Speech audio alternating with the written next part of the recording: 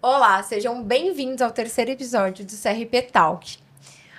Após abordarmos como a tecnologia se traduz em resultados práticos, com foco em previsibilidade e governança, e aprofundarmos a discussão sobre infraestrutura e segurança, chegamos a um tema muito importante: vendas consultivas, confiança e crescimento. Para essa talk de extrema importância, reunimos uma equipe que vivencia essa realidade diariamente.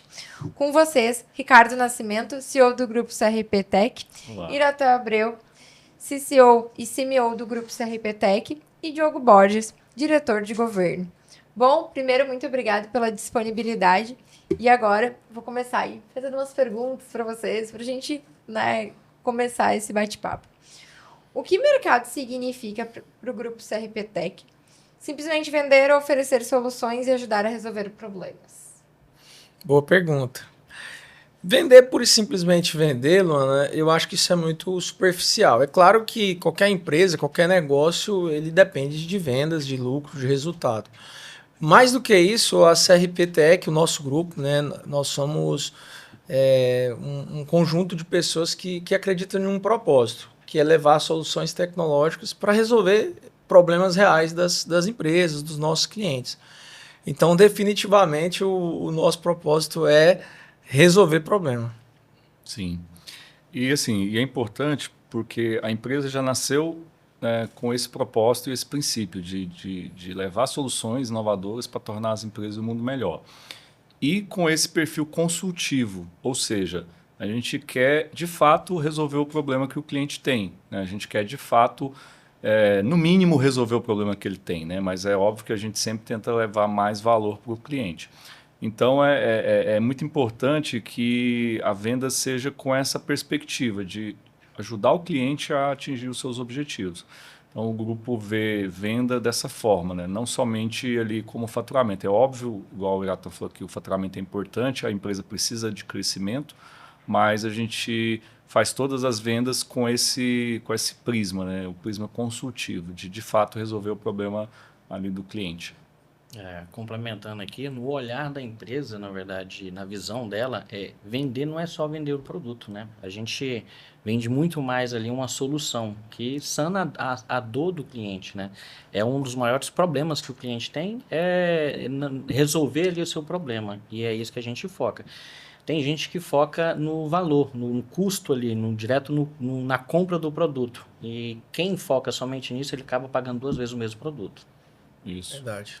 E o grupo, na sua composição, ele foi se estruturando e se desenvolvendo com esse intuito, né, de resolver o problema do cliente ali, principalmente fim a fim em tecnologia. Então, isso também nos gabaritou e nos deu autoridade de que, de fato, quando a gente pisa em um cliente, dentro de um cliente, quando a gente entra no cliente, a gente consegue levar a solução, igual o Diogo falou, né, que complementa e resolve aquele problema todo da organização. Então, esse sempre é o nosso foco, né, de levar essa transformação tecnológica, digital, como se fala muito hoje em dia, para o cliente, para as organizações do cliente, né? Ou para o governo, né, no caso, quando for o cliente governo. Perfeito. E qual é a primeira pergunta que vocês fazem para o cliente para evitar uma venda ou um projeto errado, né? Porque às vezes o cliente ele quer A, mas ele não precisa de A, ele precisa de B. Boa pergunta. Boa pergunta. Existem várias técnicas, né? Vamos supor. Eu vou pegar um exemplo, que é uma venda, né, de um desenvolvimento de sistema, né? O grupo, uma das empresas, trabalha com desenvolvimento de sistema, então entender como que seria uma venda de um desenvolvimento de sistema. Então, assim, geralmente a gente senta com esse cliente, né? Ouve ele primeiramente, então a gente, no primeiro momento, só escuta, né? Fica ouvindo ele contar ali toda aquela história que ele precisa resolver, toda aquela dor que ele tem. Então a gente ouve bastante. Depois disso, o que que a gente faz? A gente vai a campo, né, ou vai nos setores da empresa, né, dependendo aí do que você estiver resolvendo, e tenta levantar mais informações, ouvir mais pessoas, né, ouvir, coletar dados, coletar informações. E aí depois disso a gente faz uma análise, vem, né, volta para dentro de casa, faz uma análise ali, analisa todos os dados levantados, analisa todas as falas dos clientes. A gente muitas vezes faz gravações dessas reuniões, tudo. E aí, a partir disso, a gente faz aquela análise e aí a gente descobre ali, de fato, aonde que as coisas não estão casando, aonde que ele precisa de agilidade, aonde que ele precisa de resolução, ou aonde ele precisa que isso aqui não seja mais manual como está. A partir dali, a gente pensa em uma solução. Então, só depois disso que a gente vai apresentar uma proposta. Então, a gente tenta entender a problemática para depois apresentar uma proposta. Nas outras empresas, que é infraestrutura, segurança, é muito similar. A gente precisa ir lá, fazer um diagnóstico, entender toda a estrutura de rede do cliente, entender todos os usuários que usam aquele serviço do cliente, para depois pensar em um desenho, né, em um dimensionamento, para aí, enfim, apresentar uma proposta para o cliente. O ponto não é o produto que ele quer comprar, e sim o que ele quer resolver, qual o né? problema. Qual o problema que ele quer resolver. Acho que uma boa venda, ela sempre vai partir do problema, né? Porque às vezes tu até quer comprar, mas o que vai ter que resolver de fato é o B. Talvez o A vai só tapar a ferida ali, mas o problema vai continuar ocorrendo. E quais... Vender, Luan, desculpa te interromper, vender tem a ver com a dor do cliente. Então a primeira grande pergunta é essa, qual é a dor? Enquanto líder da área comercial da empresa, nós estruturamos um modelo que entendia primeiro a dor do cliente, qual era o problema. A gente determinava as implicações desse problema, né, quais os riscos que ele corria em função disso, qual a solução para esse problema, para essa dor, e a tecnologia, ou seja, o remédio para resolver essa dor. Então, são 4 parâmetros importantes para você definir uma venda e um projeto, porque são 4 campos de um formulário que vai falar muito sobre a real dor, necessidade e errar menos no projeto. Só um complemento também, um ponto importante e que muita gente na área de tecnologia falha, é que quem conhece o problema é o cliente. E muitas vezes as empresas vêm com soluções muito prontas. Não, coloque isso aí que isso aí vai dar certo. E não ouve o cliente. Então a gente precisa, de fato, ouvir o cliente, né, com muito detalhe.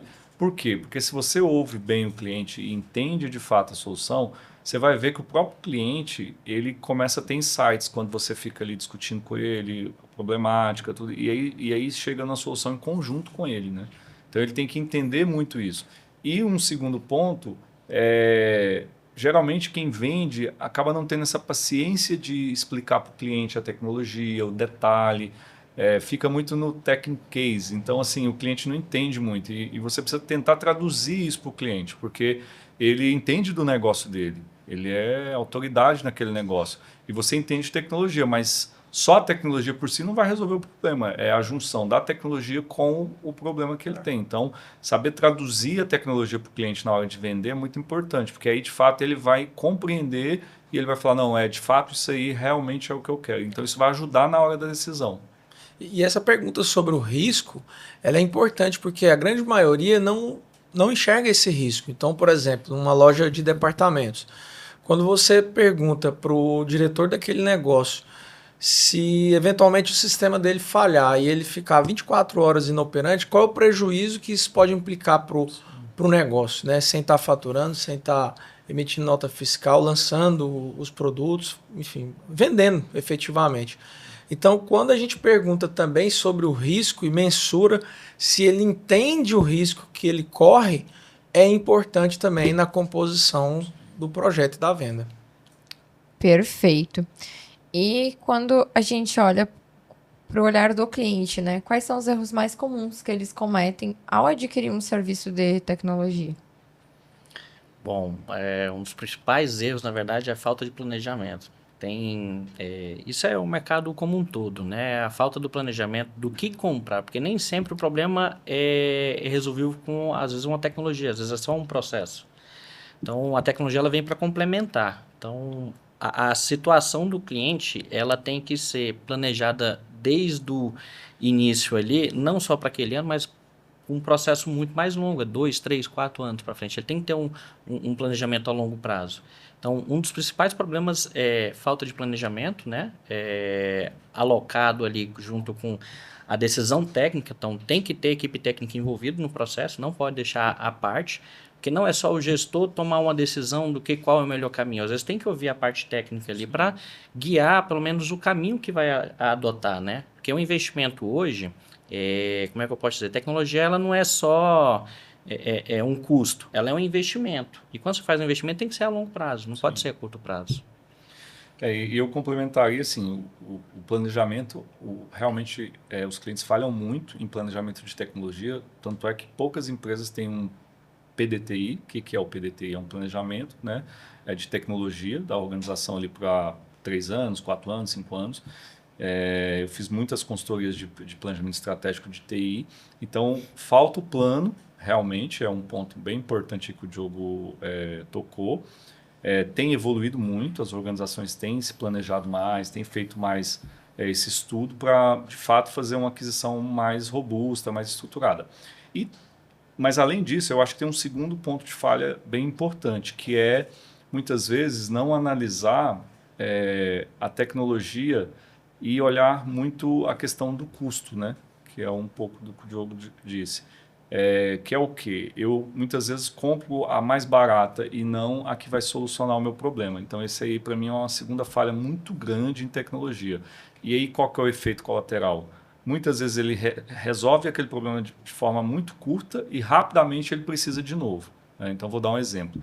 Ele dimensionou lá, comprou um servidor muito pequeno e ele sabia que ia haver um crescimento naquele ano, aí chegou na metade do ano, aquele servidor não atende, aí ele comprou um servidor para baratear o preço que não tem expansão, aí ele entrou num problema, porque ele vai ter que jogar fora aquele que ele comprou e comprar um outro, maior, mais robusto. Então, o que foi o problema aí? Ele não olhou a questão técnica, ele olhou só a questão do custo. Aí é onde que a gente entra muito forte nisso, que é ser consultivo. A gente tenta não deixar ele comprar esse servidor errado, a gente tenta falar para ele dos cenários. É claro, se ele insistir, não, eu quero esse cenário. Falo, ok, mas está aqui o risco, o que vai acontecer? Daqui 6 meses, se você crescer assim, você vai ter que comprar esse outro.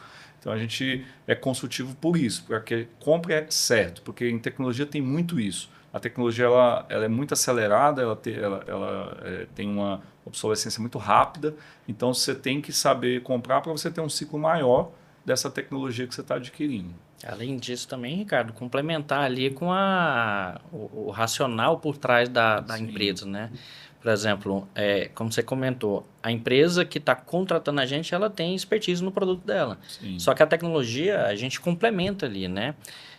De certa forma, se você olhar bem, a pergunta não é preço, e sim como que vai se impactar aquilo ali, como que você vai resolver, qual o impacto que vai ter. Então, nem tudo ali está se resolvendo somente ao preço daquele tipo de produto ou serviço. Tem cliente, por exemplo, que ele vai comprar um tipo de produto, ele olha somente o produto, mas ele não olha por trás, o serviço que tem que envolver ali, a operação que tem que continuar. Sim. Né? Então, tudo é envolvido ali. A pessoa tem que ter um planejamento muito bem definido. Eu encaro que um dos grandes problemas dos investimentos na área de tecnologia por parte das empresas é sim o planejamento, mas também analisar as tecnologias envolvidas. É interessante que hoje o empresário, o empreendedor, ele está sempre buscando economia, né, no custo do negócio. E tem áreas que sim, realmente é possível economizar. Sim. Agora, tem outras áreas mais estratégicas, insumos, máquinas, dentre outros dispositivos importantes para o negócio, que ele tem que ter cuidado. E a tecnologia é uma dessas áreas que é importante ter cuidado. Porque é interessante, às vezes quando o empresário vai comprar uma frota de veículos, ele procura pela melhor marca, a melhor montadora, a que tem uma melhor valorização na revenda dos veículos dessa frota. E quando se trata de tecnologia, infelizmente há às vezes um entendimento de que aquilo é custo, não é investimento.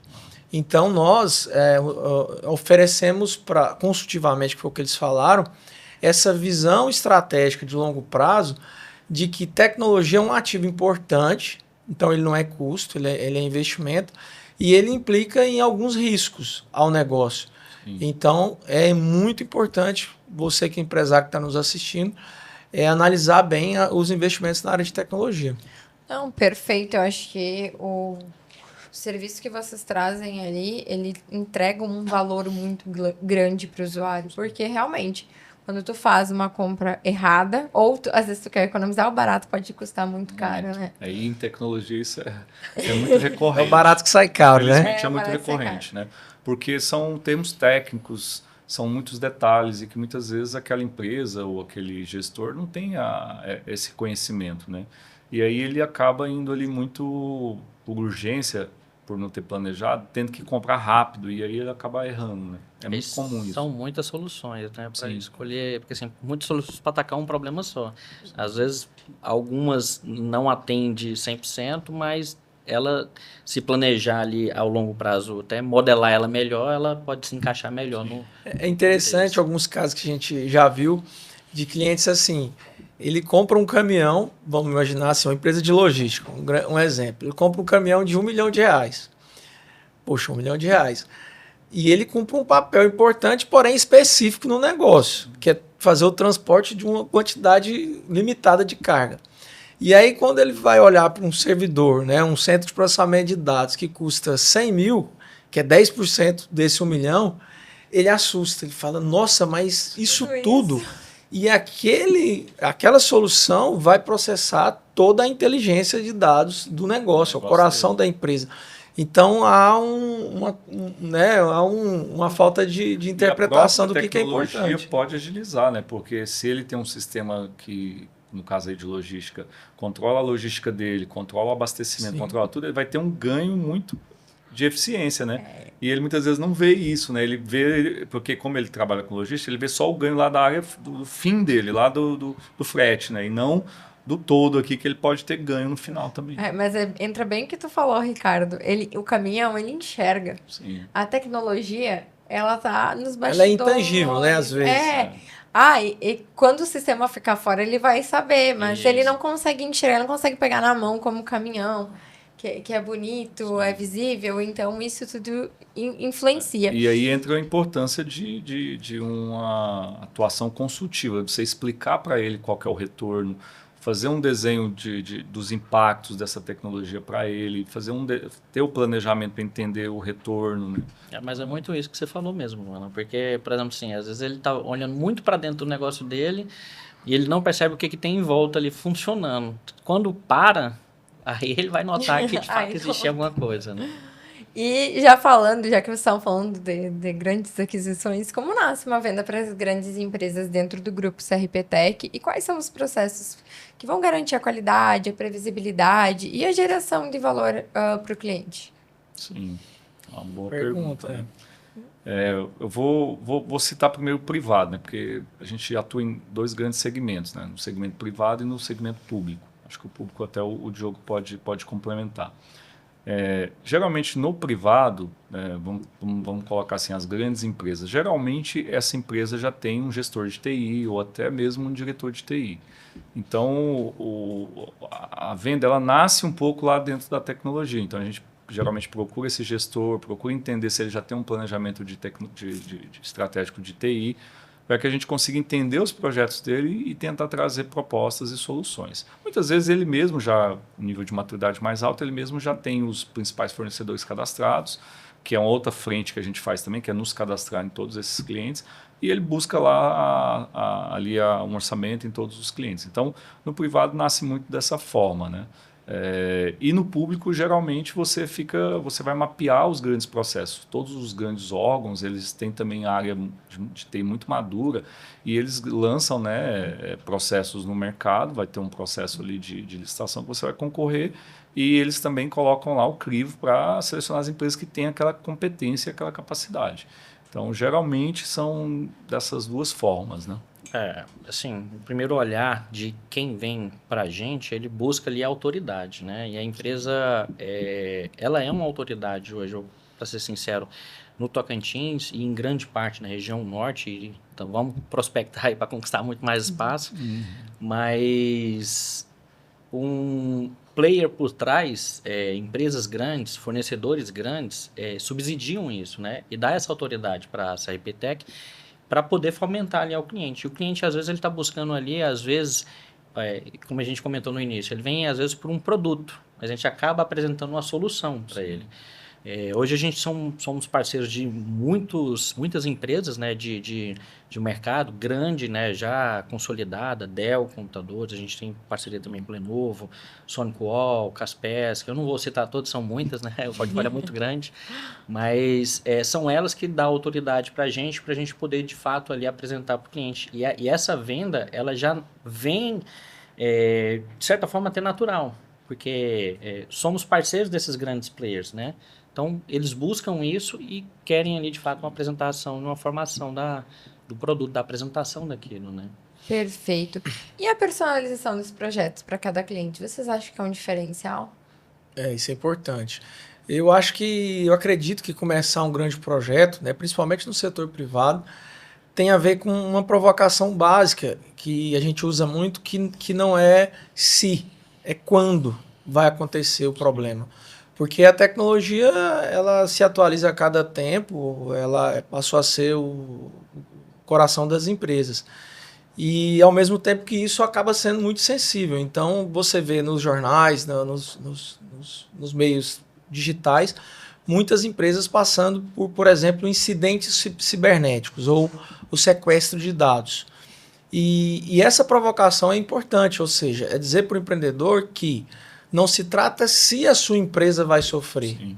se trata de dizer quando ela vai sofrer algum incidente, seja ele de caráter cibernético, mecânico ou qualquer outro.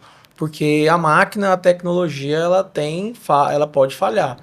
E é por isso que a gente está aqui no mercado, né, e se especializando para evitar e mitigar o máximo possível de danos e riscos dos nossos clientes. Para ver então, como ele vai responder. Né? Exatamente. Então, os projetos eles são totalmente personalizados, né? Então, para cada cliente é feito uma proposta a partir disso que o Ricardo e o Diogo falou, que é entender, fazer meio que um trabalho de médico, né? De psicólogo, de entender quais são as dores, os desafios. Diagnóstico ali, né? Exatamente, né? Fazer esse diagnóstico. E o grupo CRP Tech está preparado tanto para projetos pequenos, médios e grandes. Então, hoje nós temos clientes pequenos, clientes médios e clientes grandes. Né? Então, em todos eles, porque muitas vezes a pessoa ou a empresa pode pensar assim, minha empresa é pequena, eu não vou ter um projeto sob medida. Não, a gente pode fazer projeto sob medida para empresas pequenas, médias e grandes. Então, cabe sim, né? E não é porque a empresa é pequena que ela não tem a necessidade de tecnologia, né? Eu acho que é até o contrário, né? Ela que precisa mesmo para que ela cresça, né? Para que ela ganhe escala, né? E as grandes já entendem isso e já tem lá um investimento definido para a tecnologia e tudo. Então, se fosse para falar alguma coisa, eu falava assim, as empresas que estão nascendo ou que estão se desenvolvendo, é nesse momento que tem que fazer o investimento mesmo em tecnologia para que você avance e escale mais rápido. Né? Hoje em dia tudo está ligado à tecnologia, né? Não tem como a gente se desligar. Hoje, se desligar a rede mundial de computadores, praticamente a gente volta aí a uns 80 anos atrás, né? A tecnologia ela é estratégica para o crescimento, como o Ricardo falou, e a gente está dependente dela cada dia mais, né? Sim. Gente, as crianças já estão nascendo com o celular na mão, né? E o grupo ele tem uma forte presença dentro do setor público. Como a empresa construiu essa autoridade e confiança nos processos de compras governamentais? Perfeito. Eu vou iniciar, mas acho que o Diogo e a Tam podem complementar.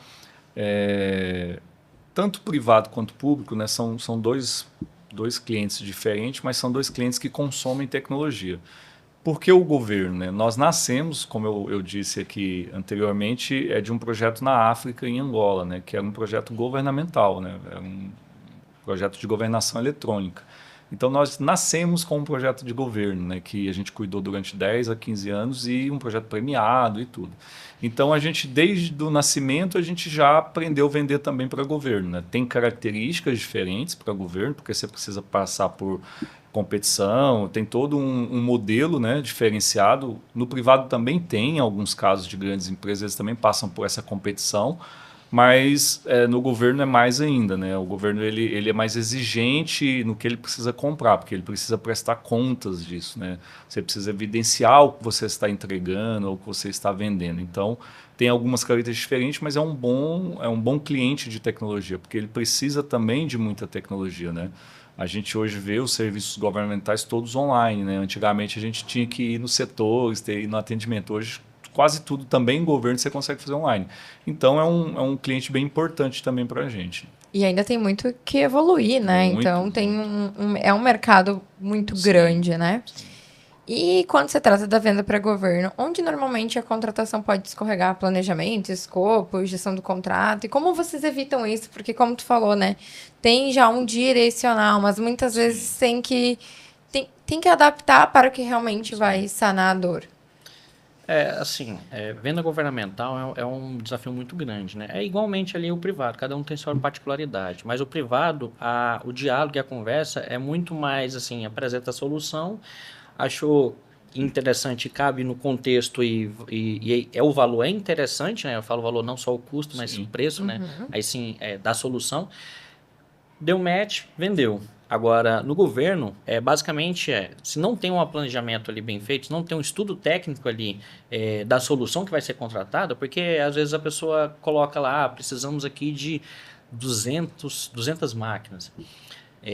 Olhar que não é só comprar. Às vezes pode ser que um aluguel de equipamento ali, para ele é mais interessante. Mas o estudo técnico vem justamente para isso. Para você olhar qual solução de mercado que existe, que não limita-se, por exemplo, somente para um fornecedor ou um fabricante, mas que amplia isso, e colocar ali, descrever o que você quer comprar e jogar para lançar num processo licitatório. Que aí é onde a gente participa, onde a gente tem bastante expertise. Um dos maiores desafios que é participar de um processo licitatório e conseguir ganhar ele é jogar dentro da linha, tudo que está escrito lá. E aí uma coisa que a gente usufrui bem e como é que eu posso dizer? A gente atua bastante é olhar na entrelinha do que está escrito. Porque um exemplo bem prático, tá? Fazendo assim até para todo mundo que está nos ouvindo aí. Um computador, se descreve lá que ele tem que vir na cor azul, por exemplo, é um incomum. Aí se ele descreve que necessita de uma cor azul ao equipamento, por motivo X, Y, Z, a empresa tem que fornecer um equipamento dessa forma. E muitas empresas que vendem caixão avião, amadores ou aqueles que estão surgindo agora, o cara não lê o que está escrito lá e coloca lá um na cor preta, um na cor branca, e isso aí acaba eliminando ele. E para ele, fala, nossa, não há necessidade de ser azul. Mas é o que está sendo pedido. Né? Então você tem que seguir a regra. Porque a venda de governo ela é uma venda porque o governo tem alguns princípios da lei de licitações que ele precisa cumprir. Né? Então ele precisa de fato que seja entregue o que está escrito lá 100%. Então muitas vezes os fornecedores, as empresas de tecnologia não prestam muita atenção e acaba não conseguindo. E já aconteceu o caso, né, da empresa ganhar a licitação, foi entregar e não atende o produto. E aquele empresário toma prejuízo porque o órgão recusou. Né? Então a venda para o governo tem essas características, você precisa estar muito atento, você precisa entregar de fato o que está lá, né? Para você não ter um produto recusado, porque senão você tem uma dificuldade de tomar aquele prejuízo, né? Porque depois vender para outros, até você vender, você está no prejuízo. Então tem que ficar atento a essas coisas, é um processo mais formal, né? Por mais que, igual eu falei, no privado também, nas grandes empresas também é da mesma forma, precisa de várias cotações, precisa de um RFP, que a gente chama quando é no mercado privado, mas é um processo diferenciado. Mas quando a empresa se prepara, né, igual o Diogo falou, estuda, olha os detalhes, né, é um bom cliente e é um cliente que compra em grandes volumes. Né? Então, e a palavra-chave é o estudo técnico mesmo. Sim. Né? O estudo técnico eu acho que vender para o governo, eu acredito que vender para o governo e parte da autoridade da CRP nesse mundo público, ele passa por duas situações. A primeira, por essa especialidade que o nosso time tem no processo de compra governamental, que é regido por uma lei, né, que é a lei das licitações, que vem passando por algumas autorizações ao longo dos anos. E essa lei ela é uma regra muito clara que precisa ser cumprida, e a nossa equipe vem se especializando nas tecnologias e levando soluções tecnológicas que são compatíveis com aquelas regras, né, estabelecidas nos processos de compras públicas. Então, um ponto é essa especialidade. E o segundo ponto que nos trouxe essa autoridade é a qualidade da entrega. Porque vender para governo, muita gente fala assim, quem é o governo? Na verdade, o governo são as pessoas, né, são os servidores públicos, é a sociedade. Então, hoje nós temos muitos projetos entregues no Brasil todo no campo da governança eletrônica, em governo digital, que é um nome mais difundido, não só na comercialização de produtos tecnológicos, mas de soluções tecnológicas que transformam o governo. Sim. E há, da parte dos nossos clientes, uma satisfação geral com todas essas entregas. Então, acaba que nós crescemos, né, ao longo do tempo, também em função dessa qualidade da entrega, que é algo muito valoroso para nós, né, tá na nossa cultura, que é transformar empresas, mas também o mundo, né, e a sociedade para melhor. Então, não tem outro jeito de fazer isso senão vendendo para governo. E aqui, de novo, sendo consultivo, né, porque você pode, muitas vezes, tentar uma venda para o governo, né, saber que você tem um melhor produto, muitas vezes, saber que você vai entregar bem aquele produto, mas muitas vezes você não vai ganhar no preço e você vai perder aquele processo. Isso faz parte, é normal. Então, você pode concorrer, ter todas as características e não ser o vencedor. Mas o regimento, conforme a lei manda, né? É o menor preço com o melhor produto. Então, você participando desse roteiro todo e conseguindo sagrar vencedor, é um bom cliente, é um cliente que tem volume, igual eu falei. Então, a gente está aí cada vez mais tentando se especializar, né? Claro, seguindo todos os princípios também dessa lei, né? A gente, inclusive, internamente tem área de compliance, a gente já tirou certificação de compliance, então a gente também já elevou essa maturidade, porque para vender para o governo você precisa das evidências, você precisa ter toda uma questão que é demonstrar, né? Tem que ter evidência porque isso tudo, né, é fiscalizado e etc. E tu comentou agora do compliance. Vamos falar um pouquinho sobre isso? Primeiro, né? Acho que vale explicar um pouquinho o que é o compliance para quem está escutando. Mas como o compliance e a ética, eles são incorporados na cultura e na operação da empresa. Seja nos processos de venda, em contratos sensíveis. Então, vamos trazer um pouquinho sobre esse termo que cada vez se ouve mais e muitas pessoas não sabem ainda o que se trata. Na verdade, igual você falou, uma terminologia, porque no fundo, o compliance reúne as regras, né, de como a gente joga, né, de como a gente conversa com os fornecedores, como a gente conversa com os clientes, como a gente conversa com os colaboradores. Então, muitas vezes não é só... a gente fica pensando que é só com o cliente, né? E não, é um conjunto de regras, né? A gente tem regramento, inclusive, de colaborador, por exemplo, né? A gente tem um regramento lá que o colaborador ele não pode concorrer com a gente, né? Existe lá uma regra, um manual onde está escrito isso lá, e que a gente também não pode fazer tal coisa. Então, na verdade, o compliance, que aí, quando a empresa começa a ficar um pouco maior, ela define uma área mesmo para compliance, mas ele é a junção de todos esses regramentos, né? Uma organização precisa ter regras, né? Ela precisa saber como fazer as coisas. Então, a gente tem desde o regramento lá de fornecedores, né, que a gente precisa ter muitas vezes uma due diligence, que é como se fosse assim, eu vou fazer um estudo daquele fornecedor, ver se ele realmente é um fornecedor que não tem reclamação no mercado, é um fornecedor que entrega, para depois eu conseguir comprar dele, com o cliente, né? É a mesma coisa, eu sei que tal processo, por exemplo, de governo exige que aquela empresa demonstre que tem uma área de compliance e de ética, então a gente tem lá todo o nosso regramento, como que eu faço? Para eu dar um brinde, né? A gente também tem regramento para isso. Eu não posso dar um brinde a partir de tal valor. Então é um regramento nosso, né? E nem receber, tá? Não é só dar, né? nem dar um brinde de valor muito alto e nem receber. Mais um exemplo, né? A gente tem lá nosso canal de denúncia na empresa, então autônomo, que até os próprios colaboradores ou qualquer pessoa da sociedade pode ir lá e colocar. Então a gente criou, né, como tem as grandes empresas, todos esses regramentos de compliance, né, que é mais ou menos assim, rege como a gente lida, né, até sobre o ambiente interno, né, como que é o ambiente interno, o que pode, o que não pode, né. Até a gente entra até no manual de vestimenta, não que a gente obriga ninguém a vestir, né? Não é assim, a área de tecnologia é bem tranquila com isso, mas a gente põe alguns regramentos, né? Porque senão assim, você não pode deixar livre, né? Porque aí cada um pode escolher da forma que quer. Então até nesse nível chega o compliance, então ele serve muito para isso. Muito a questão de ética, tanto interna quanto externa, né? Isso aí, até essa relação tanto com os nossos colaboradores, como para fora com os nossos fornecedores, como com os nossos clientes. Entre os colaboradores, né? Entre eles mesmos também. Tem sempre... É bem importante, né? Aquela coisa, o óbvio precisa ser dito. Sim.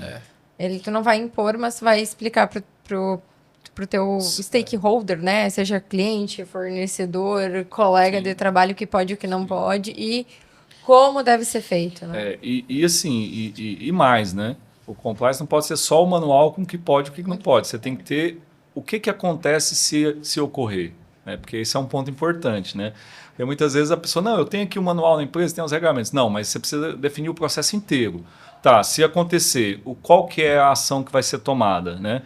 O que vai ser feito? Então lá a gente tem tudo isso. Quem vai tomar a decisão? Quem vai tomar a decisão? Vai abrir um processo ali administrativo, vai verificar. Então tem todo o regramento. Não pode ser só eu escrevi as regras, guardei num documento que ninguém acessa, ninguém vê. Não, hoje nossos manuais estão todos no nosso site, então tá lá todos os nossos manuais. Então assim, e tem também o regramento se caso vir ocorrer. Houve um distrato entre colaboradores. A gente tem lá o que acontece. Então tem que estar claro isso também.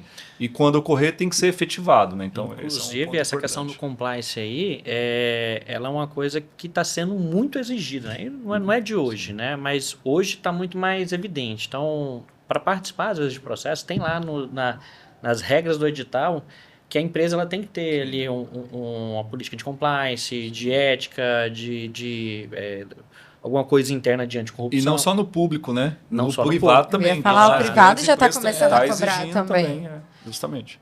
Tem fornecedores que a gente vai comprar deles e eles fazem um due diligence em cima da gente, né? Não só também clientes, os fornecedores, os parceiros também exigem. Então, por exemplo, nós temos uma parceria com a Dell já tem mais de 10 anos, a Dell Computadores. A gente, inclusive, teve um ano que a Dell tinha uma auditoria internacional, que era a Track, que a gente tinha que se submeter a ela, né? Então era bem enjoado, assim. Então a gente passa também pelo crivo do compliance dos nossos fabricantes, né? Que a compliance por exemplo, o compliance aqui na empresa, o compliance no que diz respeito ao relacionamento entre os colaboradores.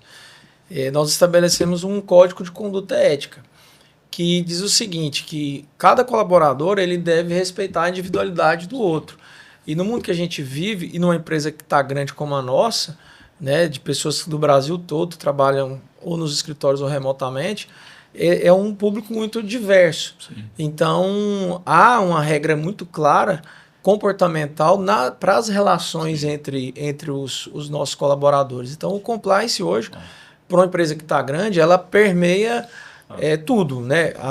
O relacionamento entre as pessoas, com os fornecedores e principalmente com os nossos clientes, porque os nossos clientes confiam em nós, né, a responsabilidade de cuidar de um tema muito sensível. Então, é preciso que a gente tenha um cuidado, né, para que tenhamos uma regra muito clara para que essa relação ela não ultrapasse os limites. Inclusive, há clientes nossos que a gente assina termo de sigilo, né, em algumas... Aliás, a maioria, né, tem termos de confidencialidade. E como eu falei, muitas organizações falam, não, nós temos compliance, né, mas... de fato, quando você tem compliance, é quando você determina quem é as pessoas do compliance, qual é o que ela faz. Então, assim, você tem que determinar tudo isso para de fato valer, né? Então, no nosso caso, não, a gente de fato atribuiu, tem as pessoas que fazem parte desse comitê, elas se reúnem, né?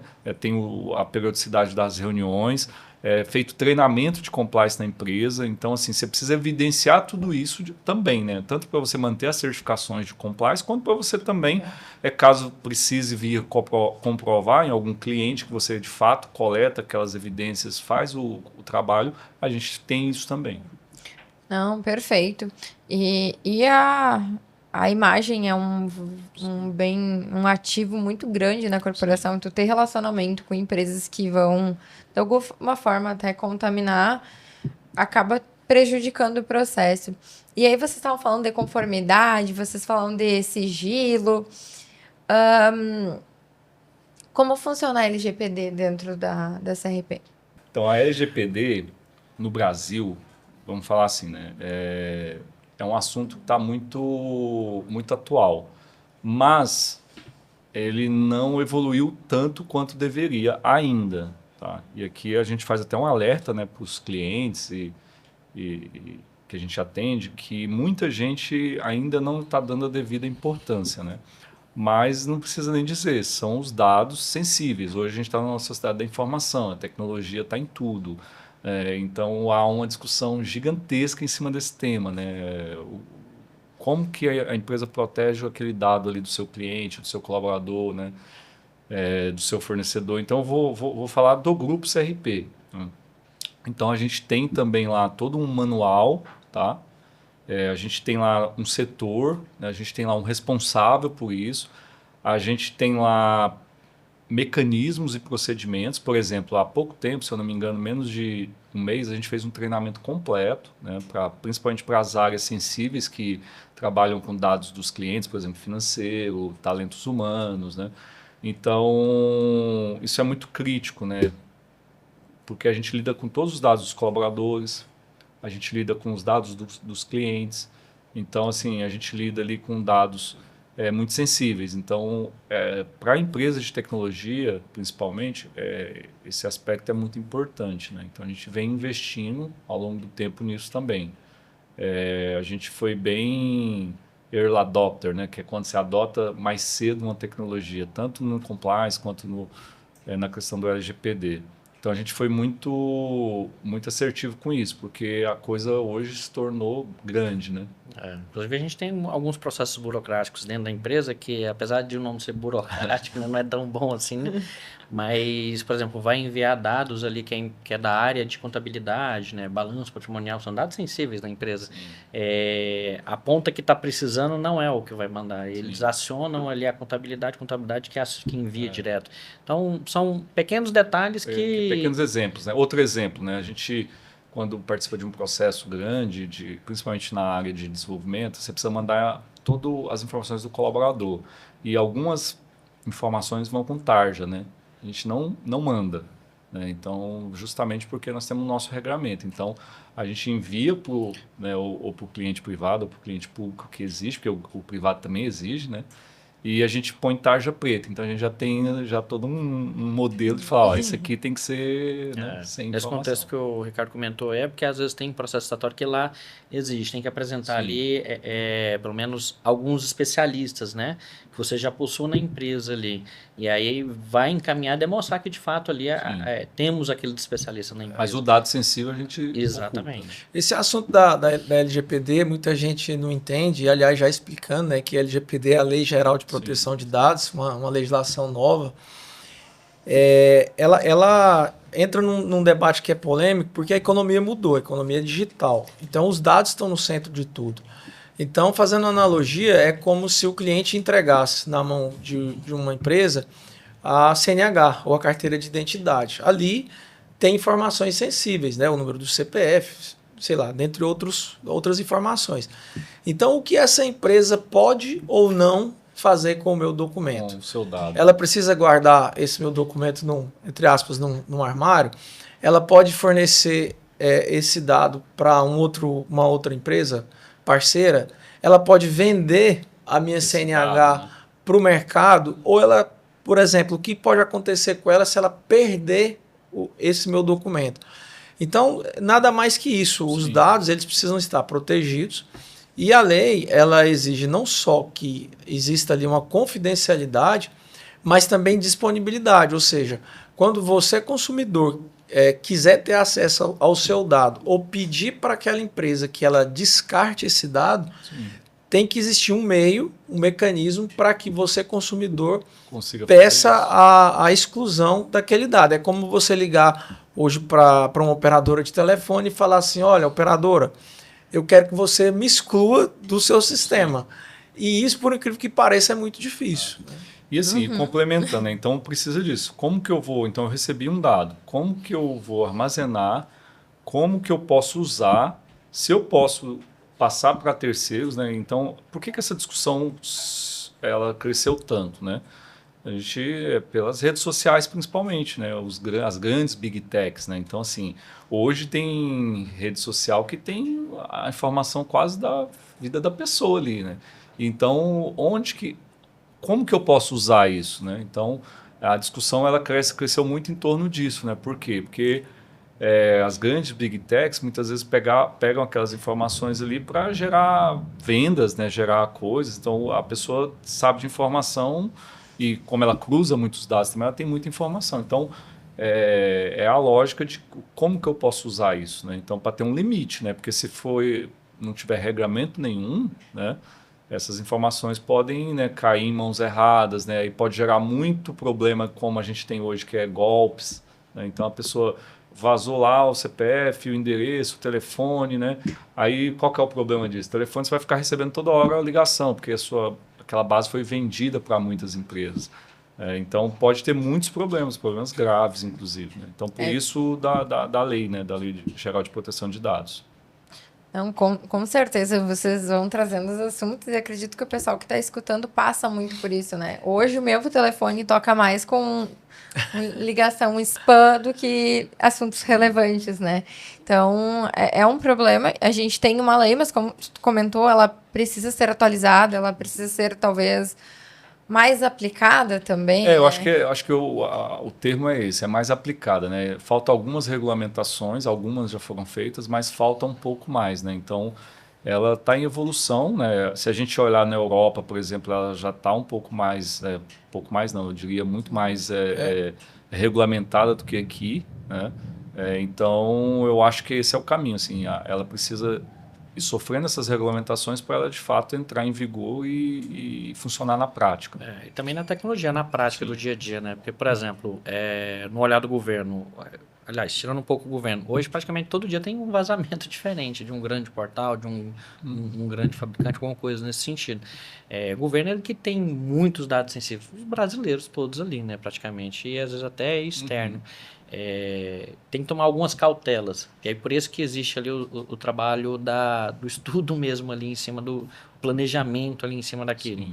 Não vai, por exemplo, adotar a prática de colocar seus servidores em um local aqui no Brasil e o backup dele ser fora. Não faz sentido em algumas ocasiões, né? Então tem que fazer de fato essa proteção. Perfeito. Vamos mudar a pauta agora. Vamos falar um pouquinho de vendas, vamos falar um pouquinho de comercial. Como a empresa gerencia um time relativamente pequeno, o processo comercial? Como é possível entregar pessoas, ferramentas, marketing para gerar demanda, fortalecer relacionamento e vender mais?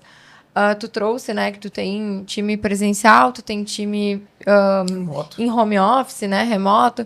Então, me conta um pouquinho sobre esse processo todo. Olha, vender, já diz o ditado, é uma arte, né? E não deixa de ser na área de tecnologia também. E realmente o nosso time de vendas, em comparação a todo mundo que nós temos na empresa, ele é relativamente muito pequeno.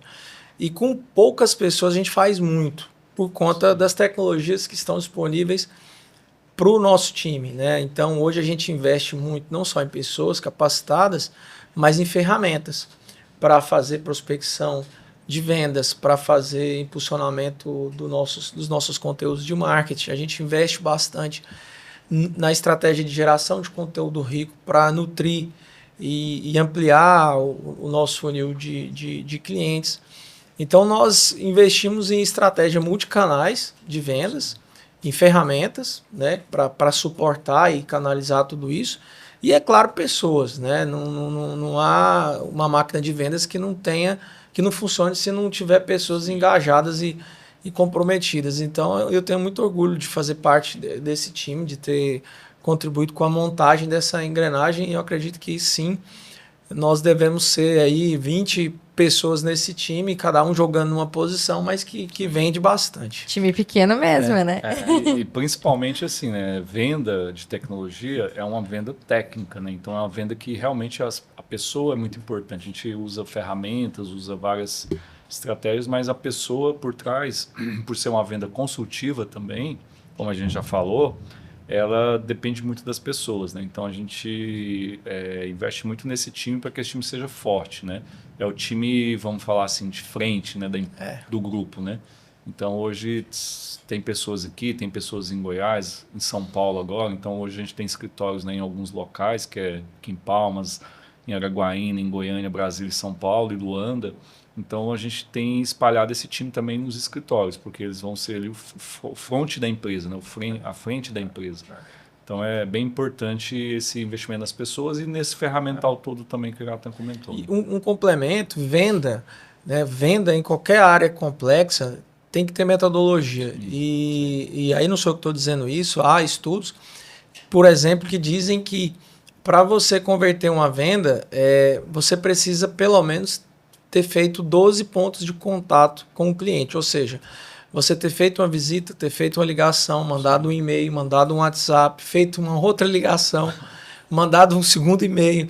Então, esses 12 pontos touches, né, pontos de contato com o cliente, é o que, historicamente, e é uma análise de mercado, é o que faz vender mais. Então, o método, né, o processo empregado na venda, ele é muito importante para o sucesso do negócio, porque é persistir, mas não é persistir insistindo. Sim. É uma persistência controlada, com uma abordagem, com um script, a gente determina tudo isso de uma forma muito personalizada, que é o que a gente falava agora há pouco sobre personalização de projeto. Cada venda, ela é uma receita diferente, porque é um cliente diferente. E não inflando aí o pessoal que trabalha, é competência, viu? Mas uma questão muito importante para a gente poder fazer mais com um time pequeno, é competência. Então, o pessoal hoje, esse acervo pessoal nosso, não só a parte da venda, mas todo o back que está ali, o pessoal de estações, o pessoal da contabilidade financeira, faturamento, de entrega, compra, porque são várias áreas que estão todas acopladas. Às vezes o vendedor ele vai lá falar com o cliente, fazer uma venda, mas por trás ali tem todo o processo até chegar de fato ao produto daquele cliente, né? E fazer bem feito essa entrega, o cliente ele volta de novo. Ele foi muito bem atendido para aquele... O cliente que fica satisfeito, ele vende a marca, né? Sim. Então, tem, como tu falou, né? Não é só a venda lá na frente, é todo um processo de entrega para esse cliente ver todo o valor. Com certeza, você gera uma fidelidade, né? Nós temos cliente de mais de 12 anos, de 13 anos, então assim, você gera uma fidelidade, né? Então isso é muito bom para a sustentabilidade da empresa também, do grupo. E falando em sustentabilidade, mas eu vou ter que começar a encerrar nessa conversa que a gente se estendeu, porque estava boa. Ao longo da trajetória, o grupo CRP Tech entregou projetos em 25 estados brasileiros e no exterior. Quais foram os principais mecanismos e estratégias de vendas que permitiram essa expansão? Perfeito. Boa pergunta. Todas boas perguntas. Vai lá, Diogo, como é? Deixar o Ricardo Eu vou começar pelo exterior, né? que é uma frente de venda aí que eu participei muito efetivamente, né? E depois a gente pode partir para as outras. A do exterior, como eu falei, o grupo nasceu de um projeto em Angola, então a gente foi lá desde 2007, né? Então como primeira vez. Eu diria que para o exterior é você entender um pouco a cultura daquele país, você entender como eles fazem negócio, como eles entendem, porque cada lugar é um pouco diferente do outro, né? Então, eu acho que esse foi o que deu certo lá. A gente entendeu aquele país, né? A gente tem muito apreço por Angola, né? Pela África como um todo, né? Eu não sei quem já teve a oportunidade de ir lá, mas é fenomenal. Eu gosto demais. Assim, se eu fosse contar a história de Angola, de África, a gente ficaria aqui fazendo vários episódios. Dá muitos livros, viu? Porque é muito bom. Assim, é uma viagem diferente. Então, você entender um pouco essa característica do cliente é importante e do que eles precisam, né? Então, lá eu acho que a expansão ela se deu muito por isso, né? Aqui no Brasil, eu diria que assim, também isso, a gente tem que entender o cliente, tem que entender a questão, mas é muito uma questão também de decisão de crescimento, né? A gente falou, a gente quer vender em Goiás, por exemplo. Quando a gente foi abrir o escritório lá, o Iratã principalmente ficou lá em Goiás muito tempo. Então, lá em Goiás, a gente precisava ir para lá, então fomos para lá e depois conhecer o cliente, conhecer a característica, né? Criar todas as estratégias de vendas, todas as ferramentas. Então, são todos esses mecanismos que vão ajudando a gente a expandir, né? Mas o primeiro deles é a decisão, né? A gente quer expandir, a gente quer expandir para o norte inteiro, a gente quer expandir para São Paulo agora, por exemplo. Então, decidir que você quer ir para aquela região, ir para lá, entender um pouco aqueles clientes, entender um pouco como funciona lá os concorrentes, como funciona tudo, para você ir traçando as estratégias. Então, acho que é um pouquinho disso, né? No meu olhar aqui, que a gente conseguiu alcançar os 25 estados, né? Na verdade, foi muito em volta da tecnologia. É igual, por exemplo, olhar ali na década de 90, quando não tinha internet assim estabelecida igual é hoje. Você comprar um produto na internet. Era muito de porta em porta, muito ir lá na loja. Vou lá na Casas Bahia comprar um pente, alguma coisa do tipo. Hoje não. Basicamente, nem tudo, né? Mas Sim. muitas coisas eu compro muito mais na internet do que fora, do que ir lá na loja. Claro que roupa e algumas outras coisas eu prefiro comprar lá pessoalmente. Mas por conta da tecnologia que nos permitiu a gente alcançar outros estados sem estar presencialmente lá, fez a gente alcançar isso. Exemplo, no privado, tinha que um vendedor se locomover ali para outro estado, para outro município, para poder fazer a venda para aquele cliente privado. Para o governo, é a mesma lógica. Eu lembro quando eu entrei até na CRP, foi bem no começo, eu ia, na verdade, de salvaguarda do Ricardo nas licitações presencialmente. Não tinha pregão eletrônico igual é hoje. Sim. Hoje, por conta da nova lei, é o inverso. Sim. Meio que obrigado a fazer processo justatório online e quando for presencial, você tem que se justificar muito bem. Então, te obriga a fazer o lado e... Eu acho que é assim, né, Diogo? A tecnologia, a globalização, tudo isso foi contribuindo, né? Então, hoje a gente já vendeu para outros países também, já vendemos na Inglaterra, na Arábia Saudita. Então, assim, a tecnologia, a globalização contribui bastante, né? Mas, mesmo assim, você ainda precisa ir lá um pouco, em algum momento, e dependendo quando os negócios crescem, tem um escritório, então tem toda a estratégia. Né? Sim. Eu acredito que o sucesso da nossa expansão e do nosso crescimento no Brasil e até lá fora, né, e esse número foi um número que a gente pesquisou dos 25 estados, porque pelo menos em cada um desses 25 estados nós tivemos um projeto entregue com excelência, diga-se de passagem. Eu acredito que o grande segredo desse nosso crescimento é a prova social. Muita gente, aliás, até explico para quem está nos assistindo, prova social nada mais é de que um cliente vender por você. Se você faz um bom trabalho para um cliente e esse cliente ficar satisfeito, ele vai falar bem de você. Ou você vai poder indicá-lo e o seu potencial cliente vai poder consultá-lo como referência e tomar um feedback. E isso foi tomando uma proporção muito grande. Então, a prova social, né, gerou essa nossa autoridade, muito em função também da qualidade da entrega, que aí isso envolve toda a nossa área operacional e não só a engrenagem de vendas. Então, hoje o nosso grupo, a nossa empresa está no Brasil todo e lá fora, é muito em função do método que nós adotamos para o nosso crescimento. Porque uma coisa é eu dizer que eu sou bom e eu quero te vender essa xícara é boa, ela é de porcelana. Outra coisa é te dizer, Luana, olha, eu vendi essa xícara para o Diogo, ele gostou, ele está satisfeito. Então você vai entender o quê? Que existe uma prova de que esse produto é bom e que tem alguém usando. Funciona, né? Então essa é uma estratégia que está aí em vários dos nossos ingredientes do sucesso de vendas. Gente, antes de terminar, me deixem fazer mais uma pergunta, então. Vocês falaram muito dos parceiros, né? Trouxeram alguns nomes, como a Dell. Como vocês formalizaram, né? Chegaram a isso, né? São fabricantes de tecnologia global. Me conta um pouquinho, acho que é uma curiosidade do pessoal também. Perfeito, ótima pergunta.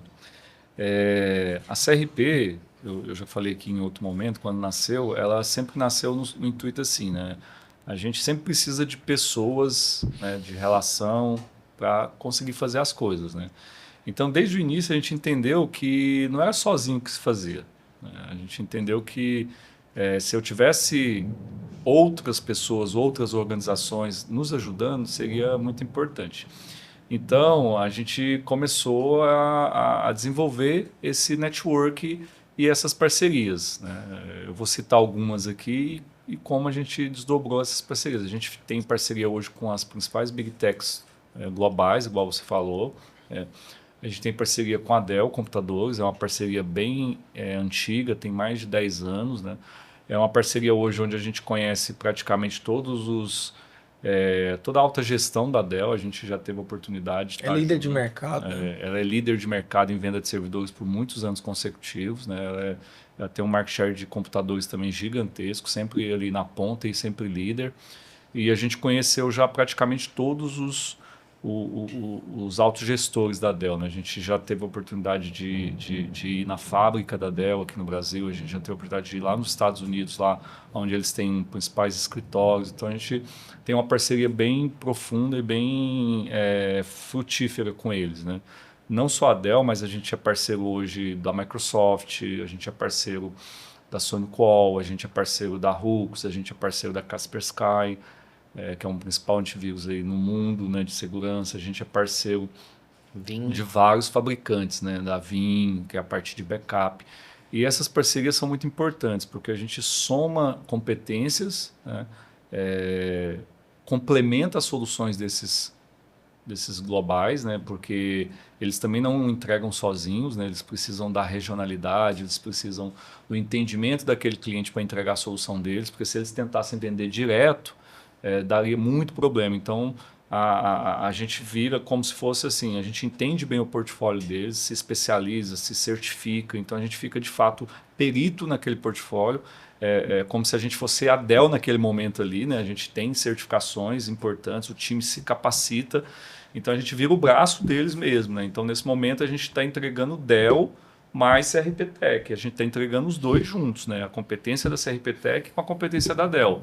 Quando a gente vai entregar lá algo da Microsoft, a competência da Microsoft com a da Dell, porque a gente virou especialista naquela solução desse fabricante. Então, isso é muito bom, isso é muito importante porque o cliente sente segurança, né? Sente segurança que ele pode comprar uma solução global, que é americana muitas vezes, ou é chinesa, mas ele sabe que tem alguém aqui que entende. A gente tem uma parceria agora que é a Sengfor, que é chinesa, e que a gente é hoje o certificado de serviço deles no Brasil. Então a gente gera segurança para o cliente, porque senão ele fala, esse cara está lá naquele país, e se der um problema? Aí ele conta com a gente, né? Então, essas parcerias foram muito frutíferas ao longo do tempo, né, para a gente crescer e para a gente desenvolver maturidade.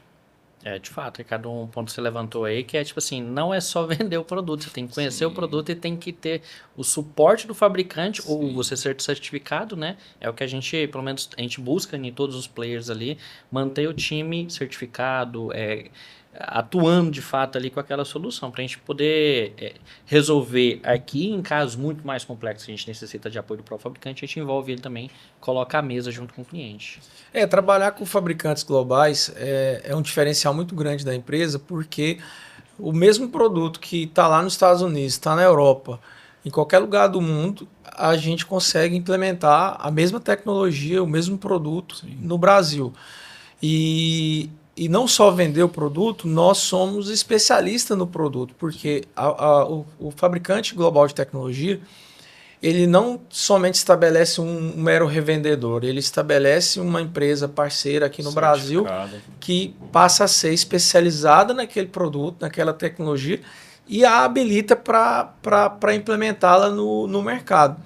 Então, hoje, por exemplo, no âmbito da proteção de dados, a mesma tecnologia que está protegendo multinacionais, grandes empresas na Europa, é a tecnologia que está presente aqui nos nossos clientes em palmas, de pequeno, médio e grande porte, porque a tecnologia ela permite essa elasticidade, né? Você personalizar a tecnologia para cada tamanho de cliente.